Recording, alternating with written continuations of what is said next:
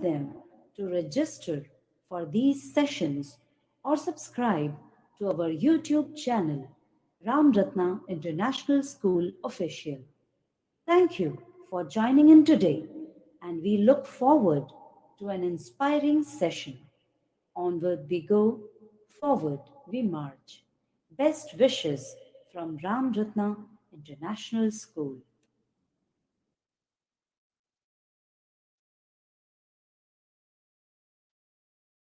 Namaste and welcome to Aadharshila Talks at RRIS.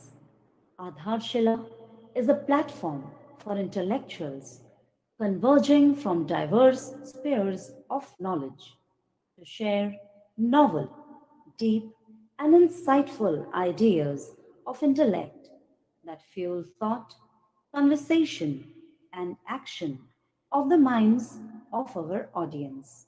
We believe in fostering ideas that are both highly relevant and radically different to enrich the minds of our audiences.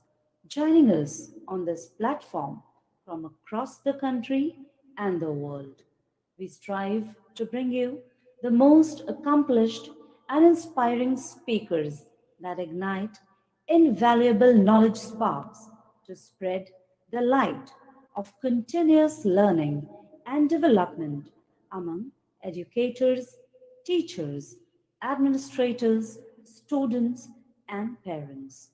RRIS is delighted to host you on this delightful journey by facilitating this platform as our way of giving back to the community and stakeholders that keep us motivated. And of all things, we expect just one thing from you: to share this light of knowledge with your friends, family, peers, and your network.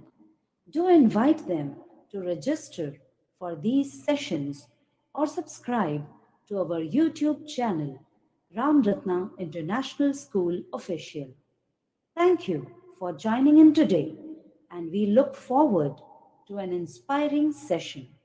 Onward we go, forward we march. Best wishes from Ramratna International School.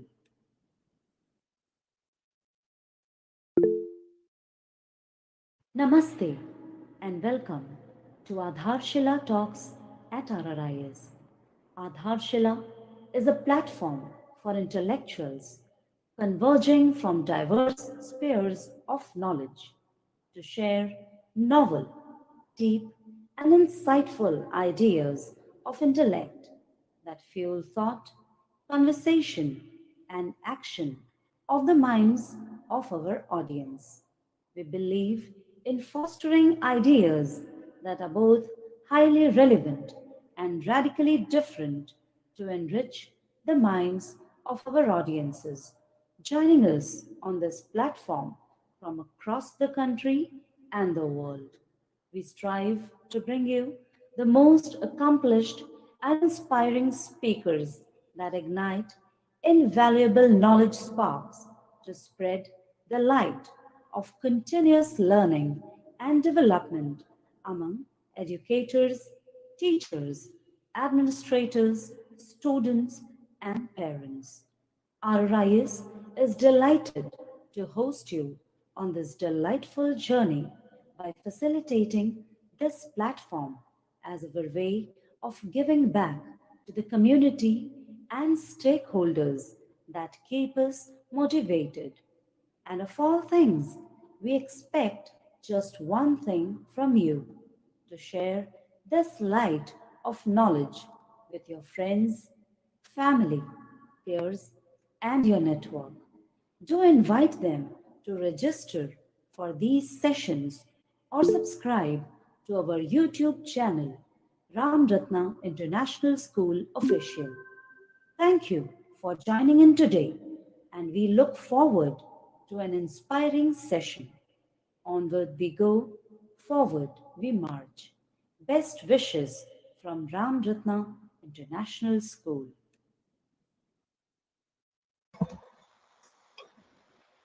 Namaste, good afternoon, and welcome It's a proud moment reaching 94th Aadharshila Talk at RRIS. I want to make sure that the speaker has joined and is able to hear. Ms. Shilpa ji, are you here? Yes, ma'am. I'm very much here. Namaste, good afternoon. How are you doing? Yeah, all good and very excited for today's session. We are equally excited. In fact, we are honored to have you as an Aadharshila speaker. Thank you for accepting the invite. Thank you, You ma'am. are Thank the you for inviting. And I mean, it's my privilege to address all the educators. So thank you so much for this opportunity. That's really very kind of you. And as I know from your profile, also you have been doing a lot of work which is towards well-being of the society. We are really proud to have you as a speaker with us here today. So, ma'am, it's 3:30. With your permission, I would like to formally start the session, beginning with your introduction. Sure, ma'am. Sure, yes. So, dear friends, before I introduce formally our speaker for the day, I'm looking for some of your answers for a question. What do you think is responsible for our mental and physical fitness? There could be various answers. You can respond in the chat box.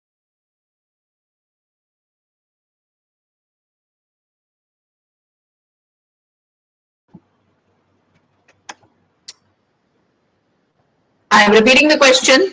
What do you think can help us lead a mentally, physically, emotionally well balanced life, healthy life?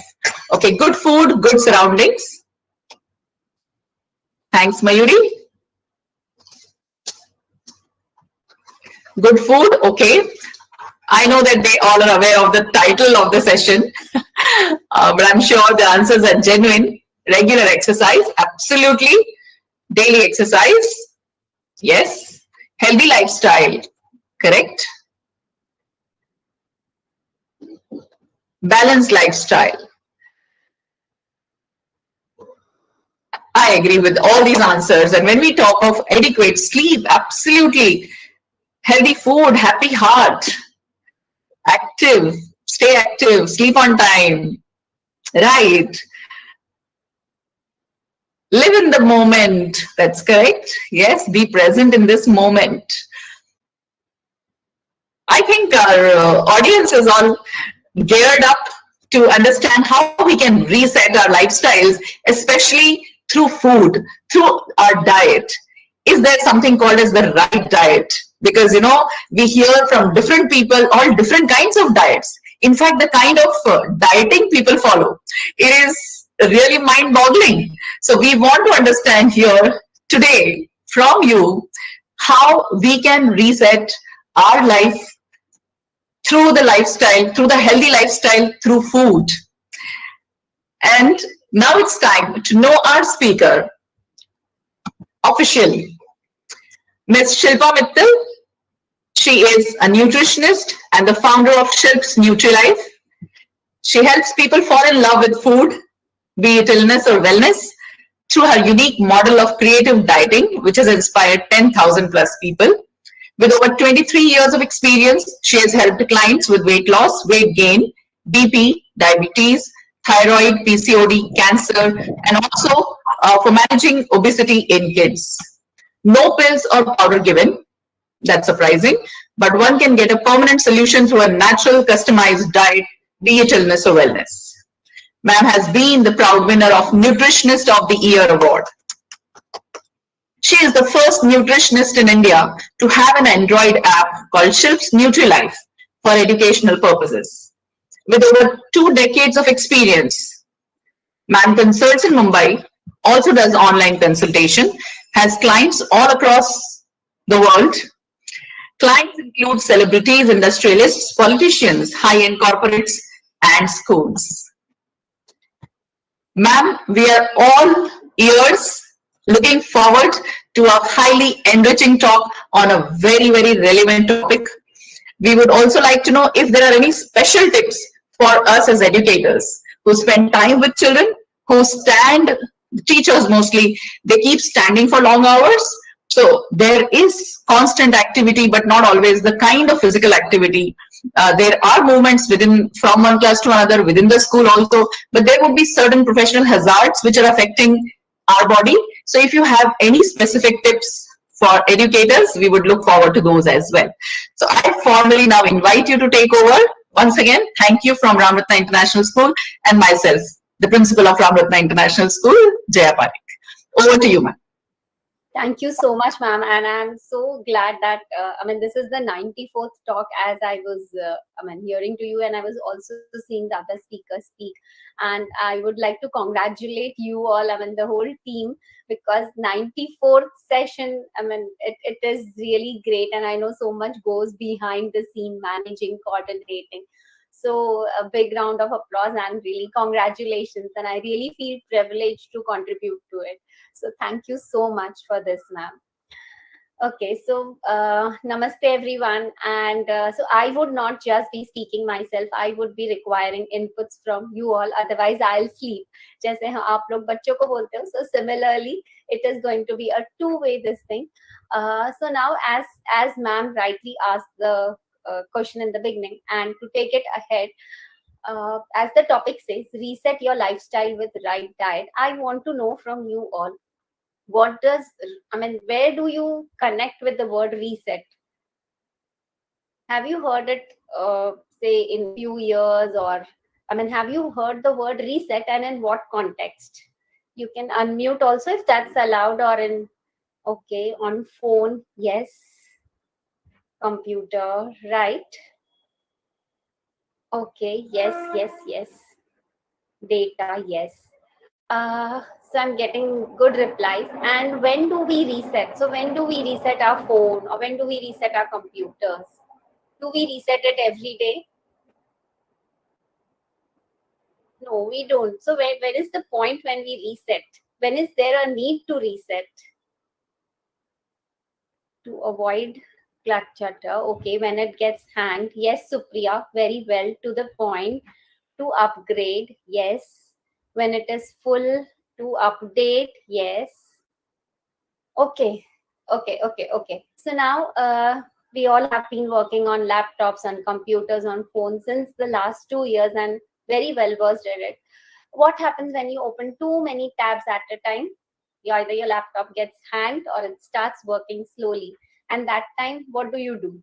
A very simple tip, maybe not go to the reset, but a very simple thing. What do? Do you shut down and restart? Yes. Close and then restart.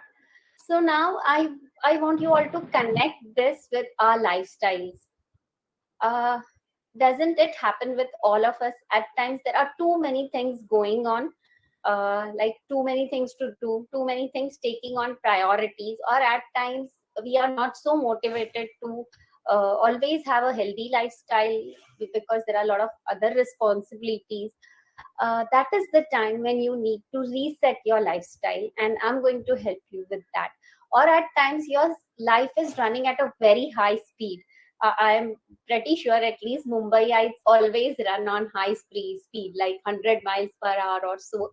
And in doing so, we tend to, we hardly get time to breathe. And self care generally comes at the last. And that's the time we need to think of reset. So I'm here today and I'm going to help you out with a reset button. So I'm going to give you a lot of buttons today which will help you reset your mind. So basically help you stay motivated, will help you chalk out certain routine rituals which will help you bring peace to your life. So I'm pretty sure with whatever tips and whatever pointers I'm going to share today, maybe not all, but even if you apply one or two pointers, you are definitely going to remember me for the rest of your life. So let me just share my screen.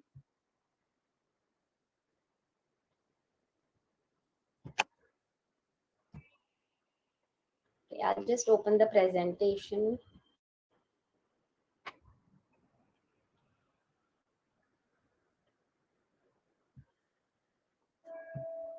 Okay, are you all able to see the screen? Yes, ma'am. Okay, Yes, ma'am. fine. I cannot see anybody. Okay, okay, fine. Okay, so yes, so I gave you a little background. Going to the next. So I just want you all to understand how does a disease manifest. It is a combination of all these factors, and you all are very well versed with it when ma'am asked you the simple question today. So it is a combination of the food you eat. So what type of food is it? Is it the food which goes along with your constitution or doesn't go with your body? The exercise you get, do you lead a very sedentary life or are you active? The sleep, very important. We will talk about it today. So in my practice, I have seen many a times, many of my clients too.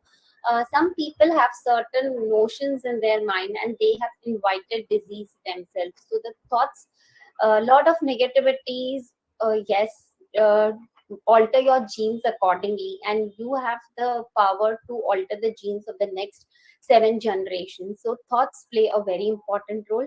The toxins you absorb, so toxins can be from anything, like a lot of pesticide loaded food, so right from walking on a footpath or on the road and inhaling a lot of toxic gases coming out through pollution, the stress you experience, so how good you are or what is your ability to handle stress, the anger you keep, so what kind of personality are you able to let go of or keep holding, that is the unforgiveness you hold.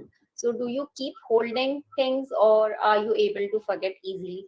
So these are a few things how the disease can manifest.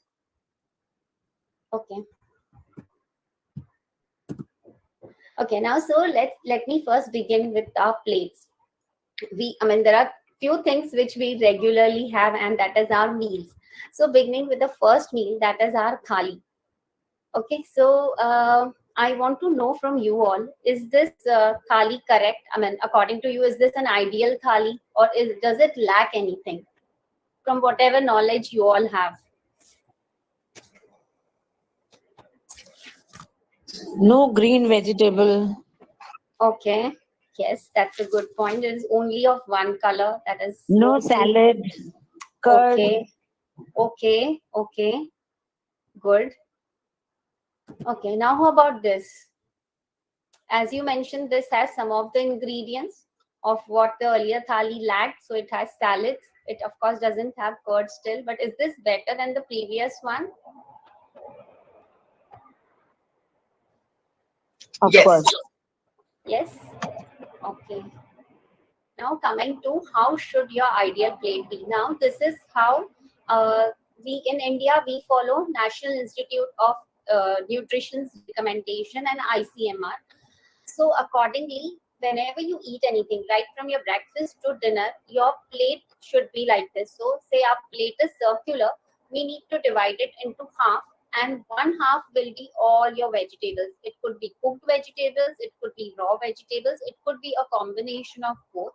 And the remaining half, you need to again divide it into half. So one fourth, one fourth. So one fourth will be your proteins, which will be all your dals, pulses, sprouts, dry fruits, nuts. It could be your dairy, or if you eat non-vegetarian food, it could be chicken, fish, or it could be egg. And the remaining one fourth is what your carbs should be. That is your rice, roti, different millets like jawar, bajra, nachni, all those things. So now, if we look back to our plates, does it match what is the standard recommendation? Yes or no? No. So we usually reverse it. The portion where vegetables should come, there our carbs are placed. So we have rice, roti adequately, and we eat the vegetables very little. Salads may or may not be there, and there is some protein. So this is how we need to redesign our plates. Now, to begin with, if you are not into the habit of eating salad, I would advise you to just have a few pieces. And I want you all to question next time, like from maybe from today evening, when you when you lay down your plates, just ask yourself, what is the source of vegetables? So are you meeting this requirement? I'll give you an example. So at times it may not be possible to eat so much of raw vegetables. So of course we usually have a bowl of sabzi. We Indians usually have cooked sabzi, at least both in our meals. The other portion could be salad, or it could be a bowl of soup, or you can add sabzi to maybe dal, or to you can have a vegetable paratha. So that way also is fine. So you need to ask yourself, what is the source of vegetables? Now vegetables will give you fiber, and I'm going to take up in the coming slide just the importance of vegetables and how much should you eat. Carbohydrates are very much needed because they are the source that gives you energy. And since you all are educators and your brains are constantly working, like with the kids, you need to be on toes, especially with your thinking. Your requirement for glucose is way higher than as compared to the normal individual. It is higher by 10%. So you all can never go on a no carb diet, because that is going to affect your thinking, your moods. You may feel frustrated, irritated. So yes, carbs are very important, but yes, if you are overdoing it, like if you are exchanging it with your vegetable this thing, then it where it is going to cause problems like weight gain, obesity, diabetes. So yes, carbs are important. And what kind of carbs? Now here you can have rice, roti, millets are fine. So something which has more of fiber in it. Of course, the maida based things should not be had, but rice. And if you're having just a bowl of rice, I'll show you actual plate pictures to how they should look. And 1/4 of the plate, as we spoke, is protein. So it could be your curd, it could be maybe 1 or 2 eggs, it could be 2 3 pieces of chicken, it could be a bowl of dal, it could be sprouts. So this way should be your plate. Now if I show you the actual picture, I hope this helps you understand. So if you see, exactly half portion is vegetable, that's a portion of sabzi, and that's a portion of salad, which is manageable to eat. And again, the remaining half, if we divide into further 1/4 1/4, one bowl of dal and one bowl of rice. So this is the way we need to eat, and not to reverse. The rice cannot come in the place of vegetables. Okay, so now this is one more plate, which is a non-vegetarian plate. So that is chicken curry. You have roti, and of course, in this both is salad, but you can have one portion of vegetable and one portion of salad. And as I said, if you don't want to have salad, you can also have soup. Try not to strain it, because then at least fiber is present. So this is the rule. So next time, whenever you are laying your plate, just ask, where is this, or where is protein, where is carbs, and where is fiber, or where is vegetables. So right from your breakfast, you can easily work out. Say for your breakfast, if you're making poha, we usually have more of poha, and vegetables are just limited, maybe just onion, tomato, and potato. So make it a point that you are having some more vegetables. Try making it with little carrot, French beans. I would not tell you that by tomorrow add lot of vegetables, but try incorporating. Maybe one day just add little bit of carrots, so that the whole family also accepts. And have a bowl of curd with it, or you can have a glass of milk or one egg. So then that also becomes a wholesome meal, and compiles with, or matches with the recommendation of the standard plate. Okay, next we come to is the meal timing. Now, understanding meal timing is very important. So, discipline is a non negotiable aspect of a balanced diet. Discipline in terms of time and interval is very important when it comes to food. So, it is as important as the food itself. Regular meal timings basically help you set or work according to the rhythm of your body. In lockdown, I have been getting clients who have been sleeping late, waking up late, and the whole body clock is disturbed. Now that should not be happen, and you need to set a particular discipline, because uh, God has sent us with a particularly designed clock, which is known as circadian rhythm.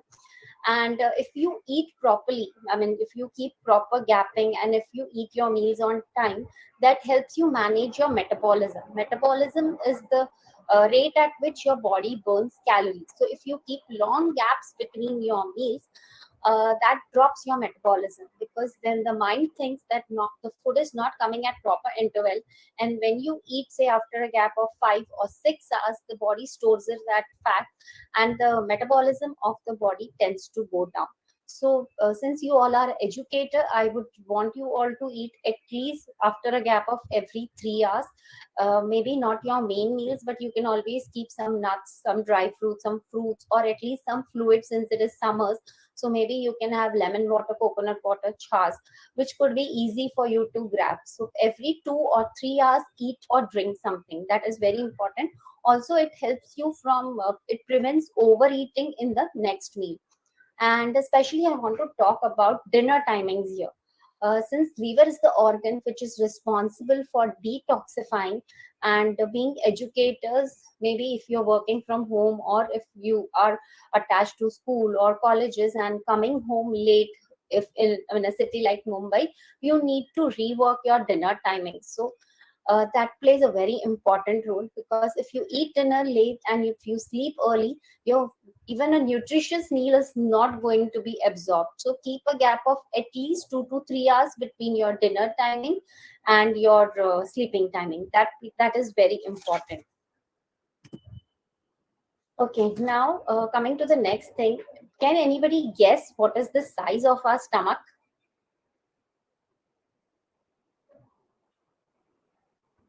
Any guesses will do. A fist. A The fist. size of our own fist. Yeah. Okay. Anything more? Okay, so the size of our stomach, as you can see, from birth, it is just the size of a strawberry. Then after 2 months, a size of a kiwi. Then at 1 year, a size of an orange, and in adult, a size of a small muskmelon. Or in other words, when you hold both your palms and club them together, like forming a ball, that's the size. I mean, both your palms. That is the size of your stomach. So, does this give you an idea as to how much of food should go in your stomach at one time? Sorry. So, this is something we need to think. And what happens is, when you eat something, it is not just the food you've eaten, but it also gets mixed with a lot of digestive juices, and that's how the volume increases. So, as you must have heard the saying that eat two, three-fourth of your capacity. That's for this simple reason that you're just not eating food, but along with that, a lot of digestive enzymes and juices are also getting secreted. So, if you eat two, three-fourth of your capacity, they get a good space to churn, basically. So imagine your stomach like a mixer, and when you add fluid to it, of course it needs space to mix things together or churn them out. So eat around three-fourth of your capacity. Now here I want you all to think, what happens when we visit a restaurant? Suppose if you see a board like 25% extra, or you're getting one pay one free, do we tend to overeat? I mean, that's very tempting for each one of us. But that time we don't give a thought to the stomach's capacity. Like, we are eating 25% more because that's free. But has God increased the stomach size because the restaurant person is offering a 25% more? So next time, just before overeating, or especially this happens only when you are tempted to go out and buy something, and something is free or extra, and that time you tend to overeat. So I mean, give this a thought. Has your stomach capacity increased or not? And also taking enough time to eat. So, does anybody know how much time the stomach and the brain, I mean, so the signal the stomach sends to the brain that you are full, how long does it take? Anybody can make a Ma'am, wild it is guess? 12 hours. No, that's a long time. Not 12 hours, it's some minutes. Could you repeat the question, ma'am? Okay, so The I time asked, yeah, so I asked, when you're eating a meal, uh, I mean, what is the time duration when in the stomach cell sends signal to the brain that you're, I mean, that you're done, and I mean, you should release those hormones which say that you are full now. Any wild guesses?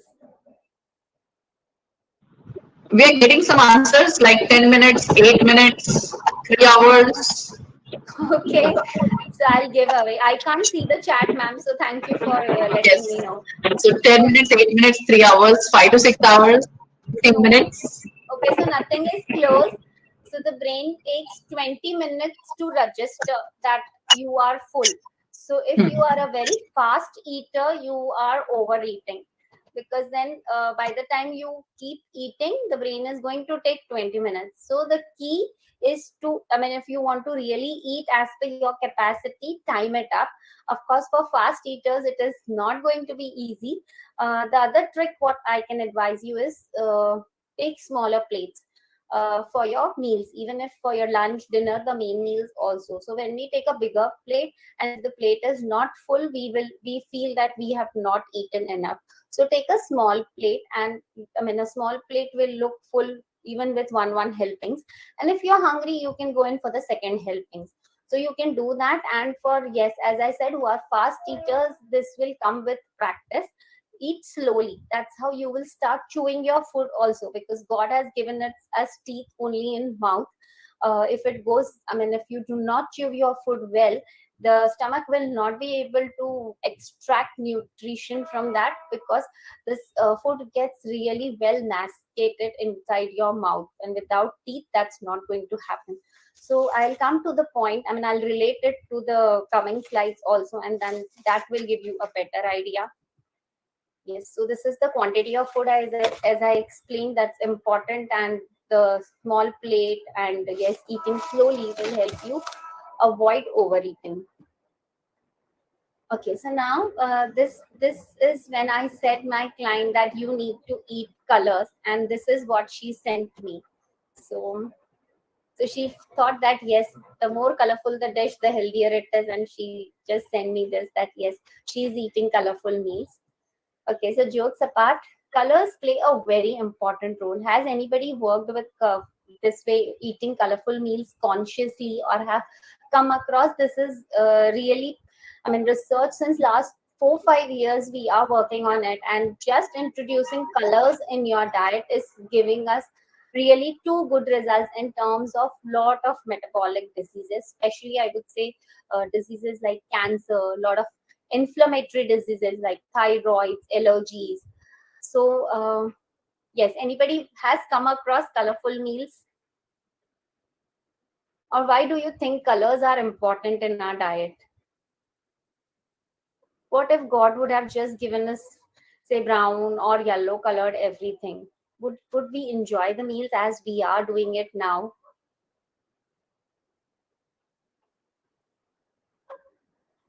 Ma'am, it also makes the food a little tempting to eat. More the Yes. colors, you tend to pick up more colorful foods and you eat. This is basically what I've followed with my child, although it nothing goes on his body, but I have tried doing everything. Excellent. Yes, it makes the food more appealing. You feel like at least picking up and tasting. Yes, very valid point. It adds variety to your life, and so colors ensure addition of lot of antioxidants. Each colorful pigment has some or the other antioxidants. Thereby, they also act as immunoboosters. They have certain phytochemicals which also increase your immunity, and they give you some essential vitamins and minerals. So, to give you an example, like all the red colored fruits and vegetables, right from your tomato, your beetroot, your carrots, all this have a pigment called lycopene, and this gives you lot of vitamin A. Now, the beauty of this is if you heat it, it increases. The pigment increases basically. So, this pigment is responsible for your well-being of your eyes, for your skin. So the more the pigment, the better the antioxidants that you are getting. Now, just to explain you what is antioxidants. So since you are educators, breaking it down into antioxidants is it is preventing oxidation of a particular thing. Now, what is oxidation? Oxidation is when the oxygen molecules go away and the cells dies. So, again, to further simplify it, say you're walking on the road and lot of you're inhaling a lot of pollution. Now this pollutions will go inside your pollutants will go inside your body, and they will oxidize the cells. In the sense, they will take away the oxygen from it, and once the cells gets oxidized, it becomes very easy for any microorganisms, bacteria or virus to invade and cause damage. Now, what do antioxidants do? If your body has good amount of antioxidant loads, they prevent this pollutants or toxins to oxidize the cells. So as simple as if you cut an apple and you keep it like that, what happens? What happens to the apple if I just cut it and keep it like this open? Its surface gets off, and we see that black layer on its surface. Yes, so it starts browning up, right? That is what is oxidation. So something similar happens with the cells inside our body when a lot of toxins enter. And if you apply little amount of lime juice to apple and keep, it will not get oxidized so fast. So this lime juice, so something like what the lime juice does, similarly is what the antioxidants do along with the cells in our body. They do that coating so that the toxins do not invade our cells or take away the oxygen. So this is a very important thing, and especially in cancer therapy, we are working with this and we are getting beautiful results. So each and every color, like as I said, red has lycopene, all the white color fruits and vegetables have flavonoids. Again, each color is responsible for different organs. Like green color has chlorophyll, and it helps with your detoxification process. The red color is good for your heart health. And there's a beautiful story as to how plant get their color. So it is from the soil, the water, and the air. When they interact with this, that's how they get the colors. So make sure that you are working. So it is very easy to work with colors. I'll show you further pictures. So these are all my clients who've consciously been working. Initially work with just two colors, maybe the basic red and white. So all your other foods also, your milk, your millets, everything will form, all the natural foods, not the packaged ones, of course, will come under this category. Even turmeric, so even that will come. So yellow is very easy because we use turmeric. So take one basic color, and greens are always available in the season. So maybe for a week work with two colors consciously, that your plate, maybe your lunch or dinner you're working, has two colors, then go up to three, then go up to four. So the best is if you're having four plus, at least 3 to 4 colors at one meal. That is the best. Your antioxidant load is going to be really good. Okay, this is again uttapa, wherein different colored vegetables are added. So as you can see, uttapa itself, so rice and dal, that's white in color. There is tomato, there is carrot, there is capsicum. So very easy, 4 colors in one meal. So this is going to be, of course, nutritious and antioxidant rich. So this is my client who sent me, and she was working. Her husband had got cancer, and on the recovering stage, wherein she wanted to up his antioxidant levels. So this is her introduction of three colors. Actually, it becomes four, wherein I take red and orange as the same group, so I call it three. So if you see, there is moong, that's green in color. There is buttermilk, which is white.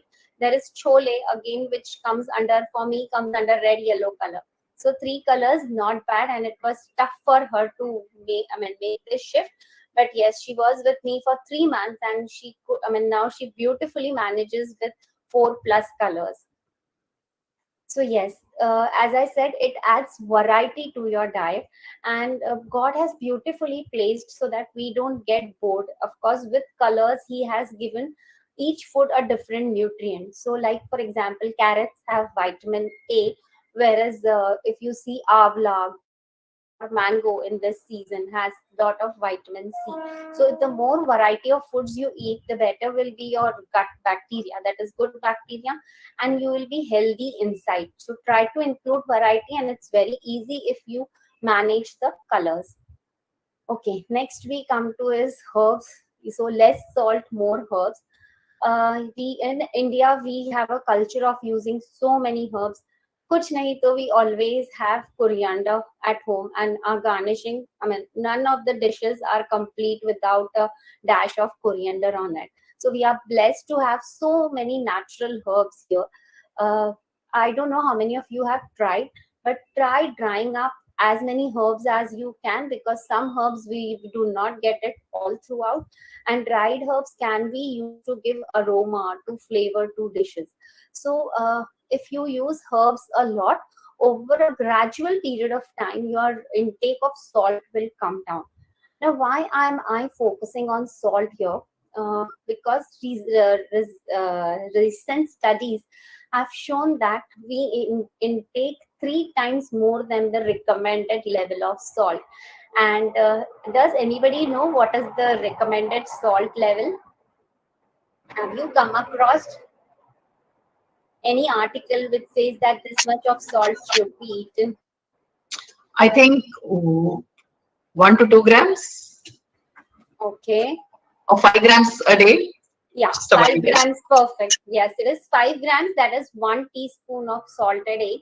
And studies have shown, in fact, just 3-4 years studies have shown that our intake of packaged food is so high that our salt content in the diet goes to around 1.5 teaspoons. That is almost 15 grams a day. And that's how, if you see, there is a rise in heart disease, a lot of people suffering from blood pressure. So yes, the only way to reduce your salt is to use more of herbs. And I mean, as I said, in India we have so many herbs, right from all the green herbs, like you can dry dill leaves, which is known as shefu, also mint leaves you can dry, you can dry methi, or if you don't want to dry, even the dried herbs are easily available. You have oregano, you have chili flakes, you have jeera, dhania powder, which we generally use. Few things which we generally use. What I usually tell my client is, just like we have a masala box in kitchen with haldi, mirchi, dhania, jeera powder, you should always have a herbs box on your dining table. Make it a habit. So maybe at least a set of four basic ones, wherein you can have some dried, like you can have jeera powder, you can have maybe something like oregano, and you can have some herbs like you can have mint and methi, and make it a practice to start sprinkling those herbs on your whatever dish you have, like wherein specifically more of salt is needed, like your charts or salads, even on your curd and all, so that salt intake gradually comes down.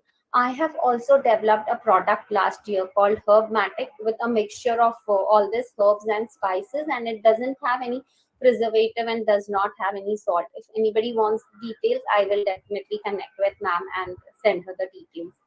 So yes, And there's a question yeah, from a participant. sure. Ms. Mayuri is asking, can the normal salt, the table salt, be replaced with pink salt?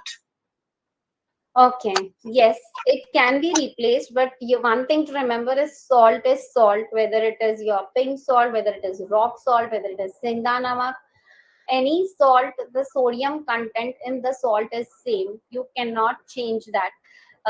There is difference in the texture of the salt, and that's how the, I mean, what I would say, the usage varies. And yes, if it is unrefined salt, I generally recommend that, because salt also, I mean, as it is extracted from seawater, from rocks and all, you get an additional mineral.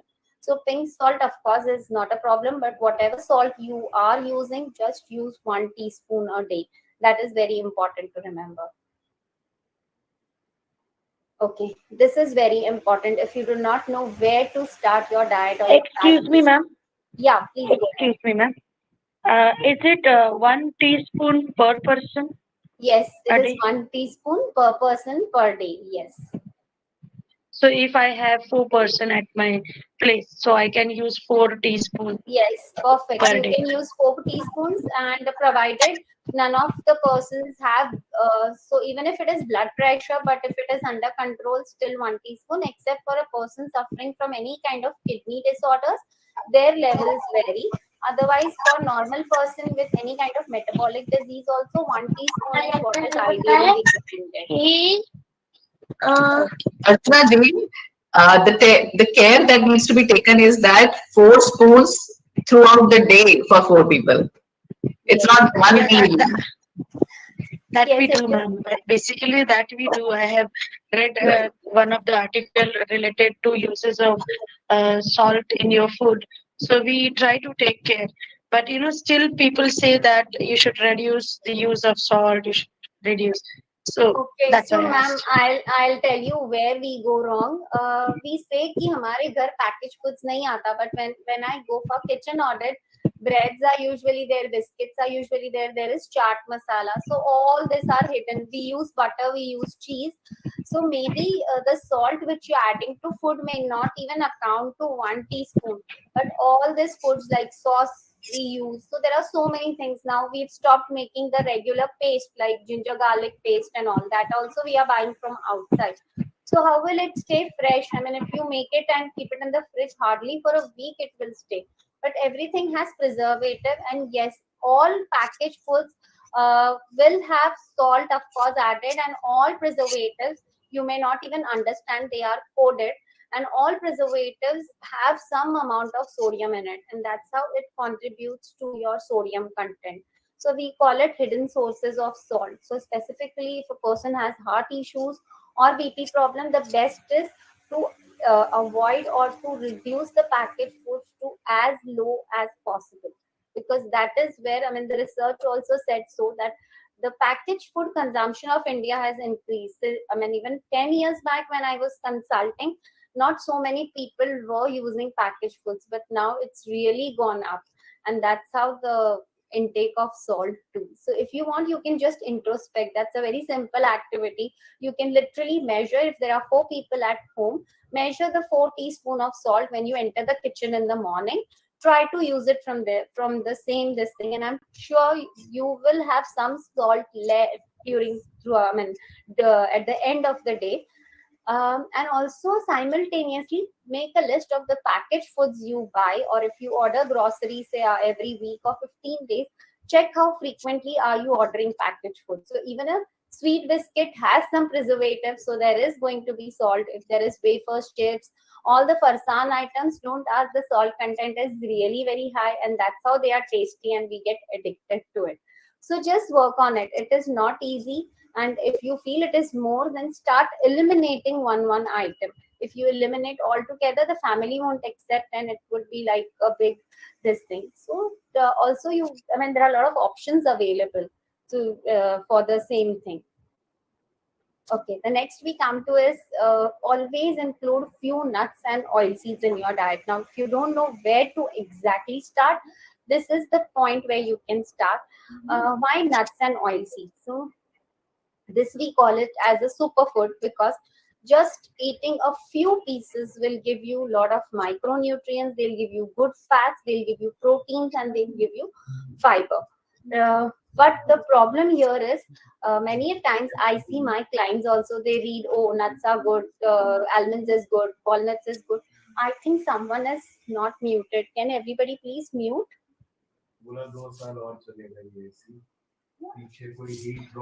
Miss Ratna Verma, please mute yourself.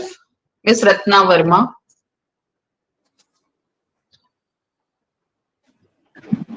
Thank you. Yeah, thank you. So the only problem I have seen here is the control. I mean, people generally don't remember.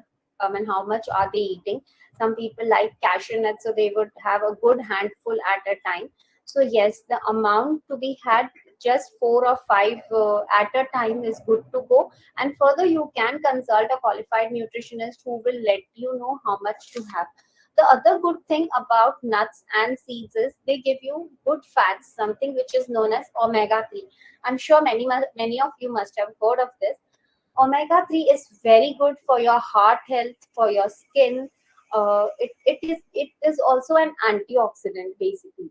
Now, studies have shown that our diets lack in omega 3, because the vegetable oils which we use, they are rich in omega 6, and the body needs to maintain a balance between omega 3 and omega 6. So of course our oil usage again is a little more, so we tend to have lot of omega 6 and less of omega 3. So just including a few nuts, maybe 2 or 3 walnuts, 2 or 3 almonds, and a teaspoon of flax seeds is sufficient to give you your omega 3 uh, recommended dose throughout the day. So include a few nuts and oil seeds. So all nuts basically, almonds, cashew, pista, your walnuts will give you this. Apart from that, chia seeds, flax seeds are also rich in proteins and good fats that I'm talking about. Okay, one thing to remember is whenever you are eating nuts and seeds, especially in a weather like summer, soak them, because of course they are very heaty. And the other thing is, apart from summers, if you're eating and if you don't want to soak them, you can lightly roast them, or this kind of a pre-procedure is needed, because they have something which is known as anti-nutrient. So many a times some people complain that they get gastric disturbance after eating nuts, so that's just because of the anti-nutrient factor it has. But any kind of pre-processing like soaking or roasting will help in destroying that anti-nutrient, and they will be absorbed well in your digestive tract. So this procedure is needed. Try to avoid salted one, because again they will otherwise add to the salt content of your diet. Okay, now we come to food and stress. Stress, I would say, is a part and parcel of each one of our lives. And what happens in stress? What is the common thing that happens? We We tend to overeat. eat a lot. We Yes. overeat. Overeat. We overeat. And you want to know the Stress secret? eating. Yes, you want to know why do we tend to overeat? There's a secret. So what happens is, whenever a person is stressed, your brain again requires a lot of glucose, basically, because a lot of blood supplies are then directed towards your brain. And when you're stressed, there is a hormone called cortisol which increases. When that hormone increases, that increases your sugar craving. When you have sugar craving, you tend to eat sugar. When you eat sugar, there is another hormone called serotonin. You must have heard this word, cortisol, serotonin. So cortisol increases your sugar craving. When you give in, you there is another one which comes in the picture, that is serotonin, and it makes you feel relaxed, calm, and you feel really good. Now, but this happiness is only short lived, and once the levels go down, when once the sugar levels fall because you've eaten proper sugar, the whole cycle will start happening. You will again start craving for more sugar and the same thing. So it's a vicious circle wherein you tend to get trapped.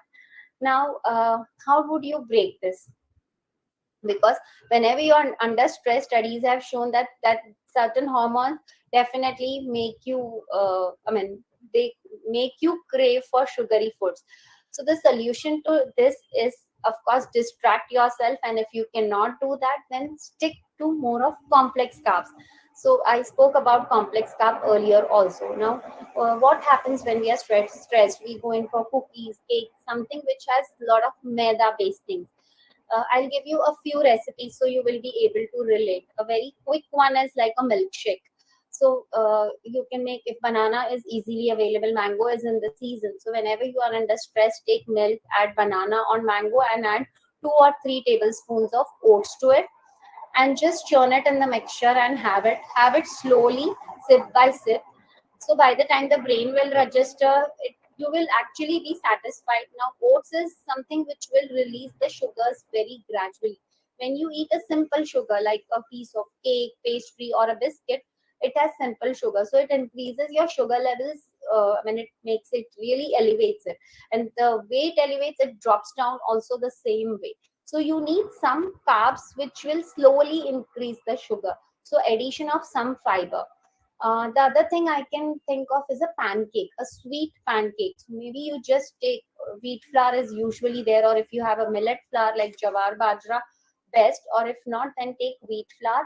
So if the amount of wheat flour, add the same amount of maybe oats to it. You can add to sweeten it. You can add natural sweeteners, like you can have dates, you can have anjeer, you can add kishmish, or if nothing, then add a banana, and just beat it very very well, and just make a pancake and just relish and eat it. So again, this will increase your sugars very slowly, and you will be satisfied too. So whenever under stress, yes, the body demands sugar. Just question yourself, is it the right carbs you are eating? So if it is, so something like a sweet lapsi, dalia, which is known as uh, broken wheat, so that is also very simple. You can just pressure cook it, add little sugar or jaggery or again a fruit, and it becomes sweet, and even that's going to give you a lot of satisfaction. So instead of meeting that immediate gratification, This will help you release the sugars very slowly. So you can try it next So, time. ma'am, Yeah, this is Mayuri. Ma'am, yeah, all Mayuri. these things we can make when we are at home. So, what needs to be done in if we want to carry it at our workplace? What can be done? Okay, so pancakes are something you can carry, Mayuri. I mean, if you know that today is going to be stressful day and you are going to crave, so carry pancakes, or you can carry some dry fruits. In the sense, you can carry anjeer, you can carry dates, you can carry kishmish. Maybe I mean, as a proper meal in between, you can have around 6 to 7, a combination of this at a time. Again, eat them very slowly so that the body, I mean, again, as I said, it doesn't increase the sugars very fast. So you can do that, or you can prepare something like natural bars or laddus. So that can be prepared and kept for stressful days. They are easy to carry, so it could have a combination of oats, it could have little wheat flour, it could have all this natural dry fruits. That's it. I mean, it is not very difficult. Also, you just need to roast all this, and you need to add a paste of either little jaggery or dates to it, and they get you are able to bind it well. So you can just carry a small piece to work, maybe that five star, or that 5 rupees 5 star or dairy milk, and that much is enough to meet your gratification. And eat it very slowly. Don't eat it fast. Yes, I ma'am. hope Thank you that so much, ma'am. helps. Thank you so much. Most welcome. Okay, now I come to sleep. This is the most talked after topic, especially post COVID, because I see clients day in and out, and 50% of them have really, really actually destroyed their sleeping habits, and I really feel bad. So, not sleeping on time, sleeping late, because I don't know about educators. Yes, you all must be sleeping on time, but the ones who are not sleeping, please sleep on time, because what happens is your body starts to repair, recover only at night, and it has a specific, as I said, circadian rhythm wherein God has made it that way. So somewhere between 2 to 4 is the time, 2 a.m. to 4 a.m. when the body repairs. So if a person comes and tells me, ma'am, I sleep at 2 or 3, but I get sufficient sleep, I get up by 10, 9 or 10, but your body is still not going to repair, because the body is in a confused state. I mean, when the hormones, enzymes want to repair and the person is awake, they don't know what is happening. And years of doing this will somewhere or the other cause hormonal disturbance, which can manifest in terms of diabetes for females. I'm seeing a lot of PCOD issues, thyroid issues. So just correcting sleep is very important. Also, when a person doesn't sleep, again here the hormones play a very important role. So one hormone which is known as ghrelin, it increases your appetite, so that stimulates your hunger, and that's how a person who's awake a late night feels a lot hungry, and again the cycle of eating something sweet falls in. And there is another hormone known as leptin. So ghrelin and leptin work together. Leptin actually suppresses your appetite, but if you're not sleeping, the level of leptin goes down and the level of ghrelin increases. So that's how a person is always hungry. The person never feels satisfied, because the hormone which helps you or which stimulates that feeling of appetite is, I mean, the appetite suppressant has gone down. So sleeping is very important. It helps you with muscle recovery, especially with your memory too. Okay, so when my clients say that we crave a lot late night, I tell them the best solution is go to sleep early, so that you're not craving any more wrong foods.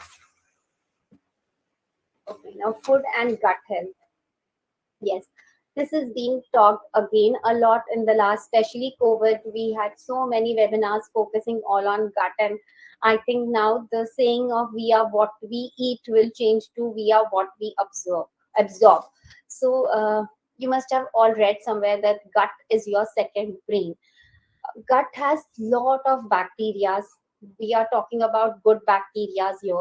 If you eat lot of packaged foods and your gut is always disturbed in the sense, if you have minor amount of gas, acidity, constipation, then your colonies of good bacteria are slowly getting replaced with bad ones, and I mean, it is going to really give you tough time in the future. So, what can be done to have good bacteria? Very simple thing, as we discussed the plate method. Half of your plate needs to be of vegetables. So, the raw vegetables or the cooked vegetables are a good food for your good bacteria. I mean, they live on it. The more amount of raw and variety. Yes, good bacteria want variety. So, I would give you an homework to all of you. So we Indians use green leafy vegetables, but in a household we are very fixed. Palak, methi, only these two are being brought. And if you are someone who likes to experiment and keep getting different vegetables, please go ahead, because in India there are so many green vegetables. If you visit a wholesale market, you will be surprised. And this was my New Year's resolution, which I am still working on it, that to try at least one new green leafy vegetables. I have tried 10 till now, and I'm so happy. So even my daughters are happy with it. So this is an homework which you all can do as an educator. Maybe take it as a month start, making one vegetable, maybe not even green, any new vegetable. And we are blessed with YouTube, that you don't need to actually ask someone. You can search for recipes and you will get a list of recipes. You can try whatever you want. So the more the variety, like any kind of new food you try, the gut bacteria will be really happy, and the good bacteria will start multiplying. So yes, gut bacteria play a very important role. In fact, 80% of our immunity lies with the gut bacteria. So antioxidant, everything, if you can relate the dots, eating vegetables will give you antioxidant, and now gut bacteria will help in their processing. So that is important. Apart from that, if you've heard of the term pre and probiotic, now again they are the food for your good bacteria. So you will get good amount from banana, papaya, also fermented foods like idli, dosas, doklas. There are some fermented kanchis which are made in north. There are fermented vegetables also people make, and that's not very difficult. So you can have any vegetables. You can, I have tried it with carrot, cabbage. You can chop them in fine pieces. You need to add salt to it. There is a particular measure of it, and good amount of salt, and you just need to scrape it with that and keep it for a while outside for 2 or 3 days, and then you can store it in the fridge for as long as you want. They do not get spoiled, and the salt keeps releasing the water, and vegetables also, something like cabbage is all watery, and it becomes really very tasty. So you can try fermenting vegetables, and you just need maybe a tablespoon along with your meals, and that does the work of generating good bacteria. Similarly, carrot pickles are made. You can add little bit of mustard seeds in it, the broken mustard seed, lemon to it, and salt, and that can be kept in your fridge for. I have made it in winter and almost 2 months, and they have stayed. So the older they are, the better the bacterial generation. So this is a few things you can do for your gut health, and the best is to reduce the amount of packaged foods as much as you can. The next we come to is amalgamation of seafood with season.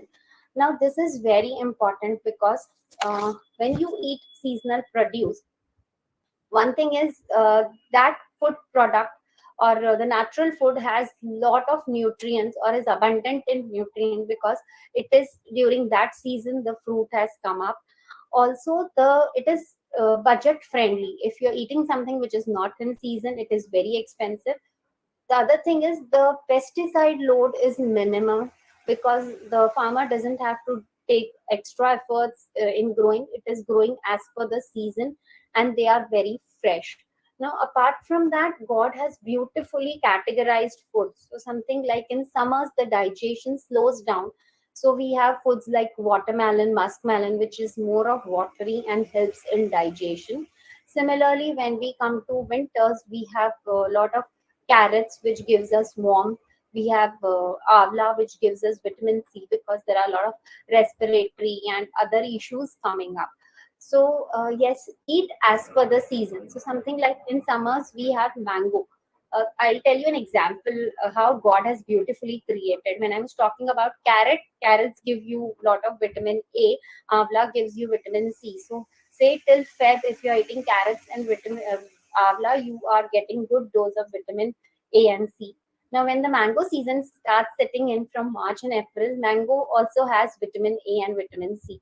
So from there you can continue that, and the body stores vitamin A. So for till the next season, maybe till November, your body has good stores of vitamin A. So if you eat as per the season, you don't need to worry about anything, not your gut health, not your weight. You'll be absolutely healthy inside out. So just go as per the season, whatever is available. Yes, the last I come to is mindful eating. This is very important, specifically in today's time. What is mindful eating? Is being present. So eating something without distraction. When I ask my clients, I take a diet recall and I ask them, what did you eat yesterday? Especially for teenagers, it becomes so difficult. I sometimes think khaya bhi hai ya nahi, because they really take so much of time to think, possibly on their mobile or on their laptops while eating, so they don't pay attention to what is being cooked. So yes, we need to distract ourselves and just pay wholehearted attention to what we are eating in terms of how are we feeling. So since I'm doing a course on holistic nutrition, you will be able to relate to particular food. Like, okay, eating this food, you feel really happy. So you need to observe all those feelings, because then the food provides you with the nutrition that is needed. So how you feel, how is the taste, the texture of the food. Also, this all things help you develop a good positive relationship with the food, and also helps you reduce the overeating and the emotional eating, that is the stressful eating that we were talking about. So the more you are connected with the food, the more you observe, that is, and slowly if you eat, that is overall going to improve your digestion basically. so mindful eating is not a new term or a new diet, but it is a skill which needs to be developed and can be developed only with practice. So, yes, if we don't eat food, then our bodies don't work. But if we don't eat the right food, our bodies will not work as well as they can. And we are what we eat till the time officially it's not changed, as we are what we absorb. So yes, I am sure you all are now ready to reset your life. Yes. Okay. So Absolutely. yes, Right. here at Shilps Nutrilife, so I believe a lot in this. You can give a person a pill and the person can be cured for a while, but if you educate them about the food, that stays with the person for rest of their life, and that is what we at Shilps Nutrilife do. So thank you so much. Thank you, ma'am. Thank you. Thank you so much, ma'am, for taking us through so many different aspects of resetting our lifestyle, right from an ideal thali to, coming up to the importance of sleep and so much else covered. I must say, during the session, looking at so many dishes beautifully presented in the slides, somewhere it gave me craving for food at the wrong time. I have one question. They will open the floor for the participants as well. Sometimes it could be a professional hazard or it could be mindlessness that we stay in throughout the day. It has happened many times with me that throughout the day, because of work, you don't focus on food, and either you eat less, you tend to eat less, or you forget, you skip the meals. And then in the evening, when you get free from, you have reached home, and all of a sudden the brain receives the signal that the stomach is empty, and then you hog, you eat more than what you should be eating. What to do about it? Yes, ma'am. So that's where I explained the term about meal timings and the frequency. So it is very important. Say a person is very busy. So someone like you, if you feel that you do not get time to eat your meals on time, you can break it down to maybe 5 or 6 meals, wherein you're not eating a full large meal at a time, but you're having mini snacks, and of course include some nuts and seeds with it. So that nuts and seeds are, as I said, they are calorie dense. They have good fats in them, so they will keep you full for a longer time. Try doing it at least. If you reach home by 6 or 7, try having 4 or 5 mini meals. Maybe if you eat your lunch, even between from your lunch to snacks or till the time you come home, maybe you can include few dry fruits and a fruit. Or if you feel eating is difficult, then have some solid fluids. In the sense, you can have thick chas, you can have lemon water. Since it is summers, you can relish kokum sharbat, there is ampana, there is sugarcane juice, whatever is manageable in your limits. Just try doing that. So the only key is eat every 2-3 hours, and you will find a lot of difference with your thinking power also. The brain will always be active, and people do not feel exhausted at all. That was really helpful. Thank you so much for that. Ma'am, we have a question here by Miss Poonam. If one has sleep disorder but doesn't want to go for medication, then how can it be managed? So Poonam, there are a lot of therapies. I'm not a therapy expert. Of course, we give diet. There are certain foods which will help you relax, as I was talking about serotonin and hormone. So there are a lot of other foods which will help you relax, calm down. But there are a lot of therapies. There are people who work for sleep. There are, this for the disorder. I'm forgetting their names, but there are a lot of therapies. So take help. The earlier you take help, you will be able to come back better. So in COVID, I have seen so many. I'm still counseling a lot of teenagers who are not able to sleep, not sleeping for a week. They are awake. So very. I don't know what to call this situation. Really bad. But the therapies definitely help you. Right from the traditional ones like yoga, meditation, there are a lot of current therapies also which help. So just take help. Thank you for this elaborate answer, ma'am. We have another question by Ms. Mayuri. Is it advisable to go on a gluten-free diet? We see many products which are gluten-free now. Okay, thank you, Mayuri, for asking. So, this session wouldn't have been complete without this. So, gluten free has now become a big buzzword, I would say, because West में बहुत follow हो रहा है. So, all Indians, I would say that we do not as such have gluten allergy. Very, very few people suffer from gluten allergy. What is gluten is? Gluten is one of the protein which is present in wheat. So, when you knead dough for chapati, you will see that elasticity, which you do not find in any of the grains, neither jawar, bajra. They are not so elastic as wheat is, and that's because of the gluten present in wheats that it is getting this kind of elasticity. So, gluten is, of course, not bad. If we are able to digest it, we can eat it. So, if you want to just try out gluten-free products, it is fine. But unless and until you do not have any problems, do not go on a gluten-free diet. And if you have problem, your doctor or a qualified dietitian will tell you the first and foremost symptom is lot of gastric disturbance. The moment you eat something, you need to visit the washroom, or at times constipation too. Lot of headaches associated with it. So if no such problem, then you're not gluten allergic, and please don't avoid them. That's another reason that I love my country. You just said we don't have these allergies that the Westerners have. So yes. There is another question. Should we eat fruits before meals or after meals? From Mr. Greg. I also would like to add another part to Miss Mayuri's question.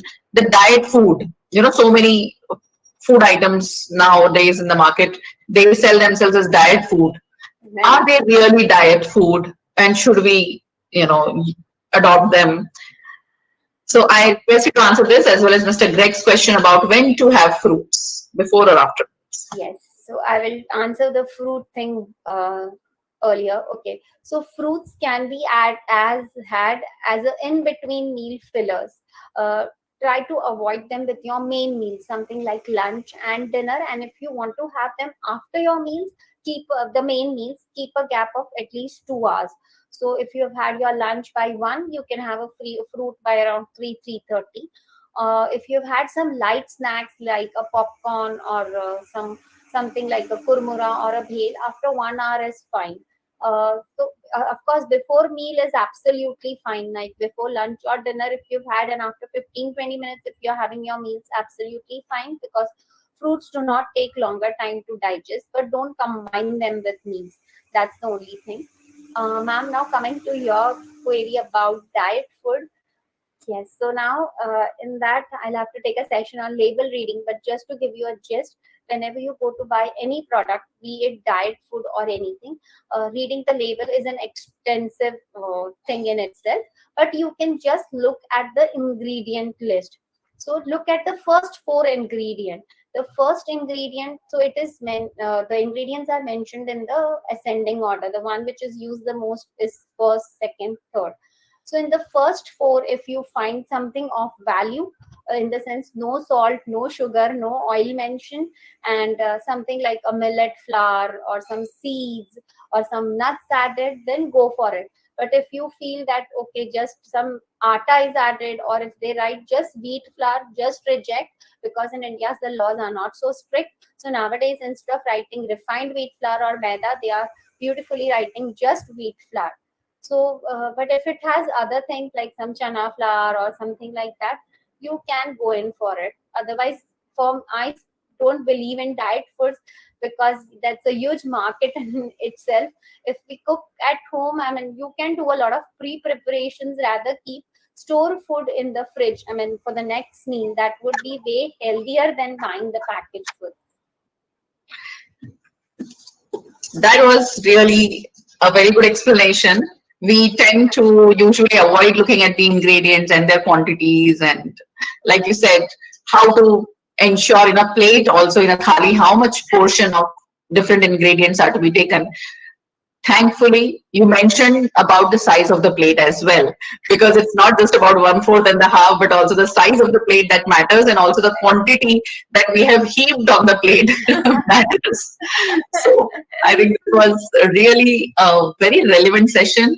Is there anything specific that you would like educators to be mindful of as they keep talking for long hours? They might forget to drink water in between their classes, during the classes, and this being summers, anything specific that, and teachers speak a lot, anything that you would suggest to Yes, so the the best I would want to say, ma'am, is hydrate, keep hydrating. And since it is summers, as you said, so it is not just water, but lemon water is something which can be easily made. There is panna. So I have a YouTube channel wherein I have a lot of recipes also. It's by the name of Shilpsnutrilife. And if anybody wants, can go and visit. So there is this kokum cooler, mint cooler, which can be prepared in 10 minutes. You can prepare a stock at least for a week. You can keep it in fridge. You just need to dilute it with water and can be made. So you just don't need to drink plain water. You can have a lot of infused water. Infused water is nothing to do, just a fruit, a herb added to it, and that needs to be finished in 3 or 4 hours. Considering Mumbai climate, it can get fermented. So hydrate well, and you can have banana at times. Banana is very soothing when you speak a lot. It will not let your throat dry away.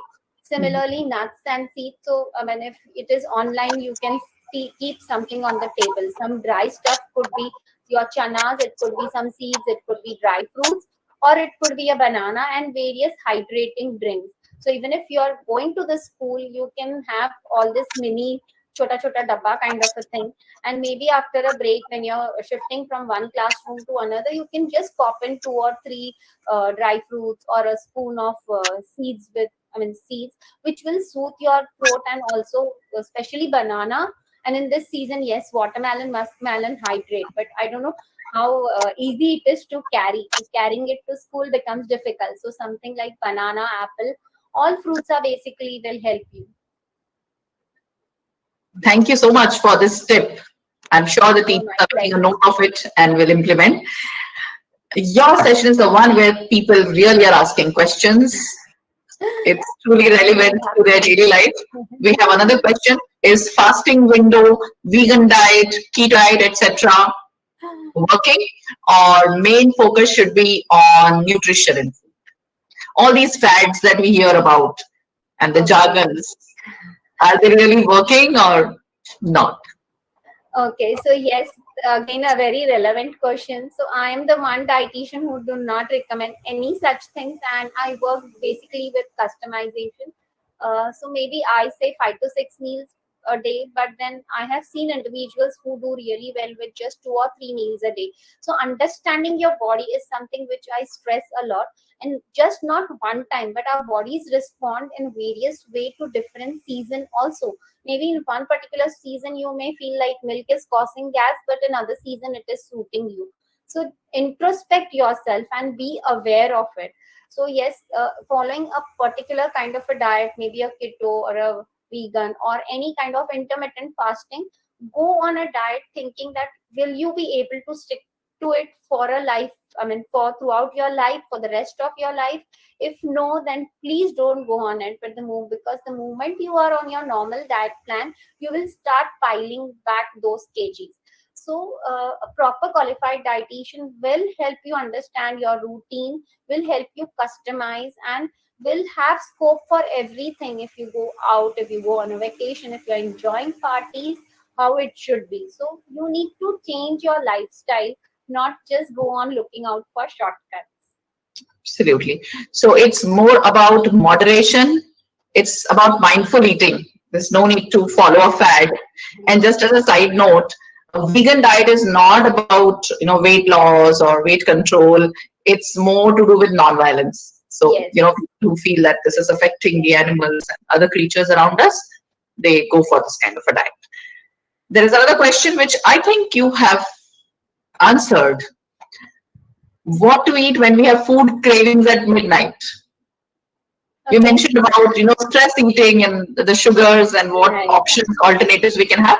So could Right. you please answer this question as well, ma'am? Okay, so as I said, if you have midnight cravings, I had a slide which said you need to sleep early. And apart from that, yes, as I was discussing recipes, so you can have some dry fruit balls or some small laddus, maybe the size of the lemon. So you can pop up those, or you can have dry fruits. And at this time, of course, a glass of milkshake is also fine, but don't indulge in cookies and like a lot of baking stuff. So the best is don't keep them, stock them at home, because out of sight is out of mind. That's what I believe. So you can stock on healthy stuff. So even if you are craving healthy stuff, you will be left with eating that. So midnight is something which has a combination of protein as well as complex carb.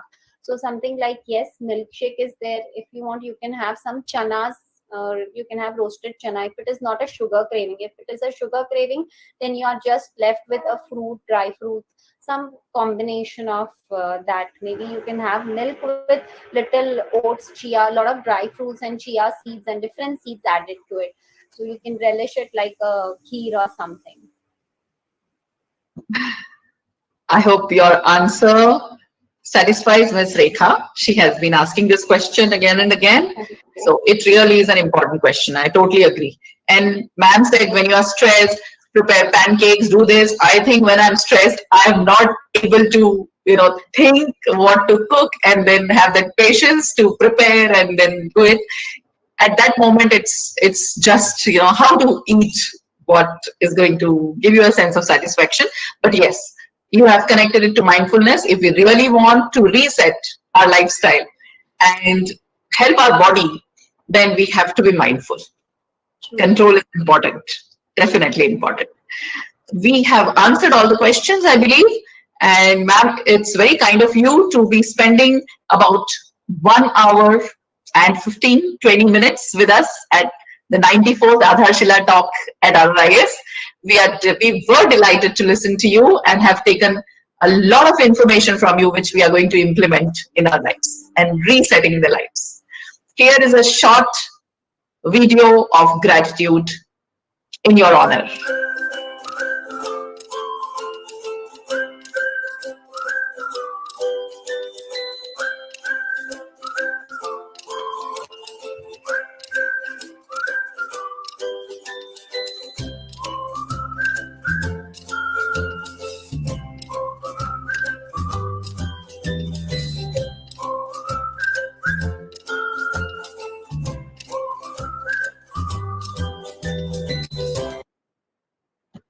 Wow, that was too good. I mean, didn't expect this immediately post session. So thank you so much. And I really enjoyed. Our IT team, Wow. especially Miss Nishita, So thank you, Nishita, for compiling this beautiful video within the session time, within an hour. Thank you so much for it. So thank you, ma'am. Thanks to all our participants for being with us. We have teachers from Ramrutna International School and various schools of the country. There are school heads, there's educators who have been attending our talks. At times we have our parents and students also attending the talks. So I extend my gratitude and best wishes to all of you. See you next Monday at the 95th Aadharshila talk, same time 3:30 p.m., where you are going to meet the director of a group of Delhi Public Schools, Mr. Aditya Rajgaria, for the next very, very relevant talk. See you all. Till then, take care. Namaste. Yeah, thank you. Namaste, ma'am. Thank you so much.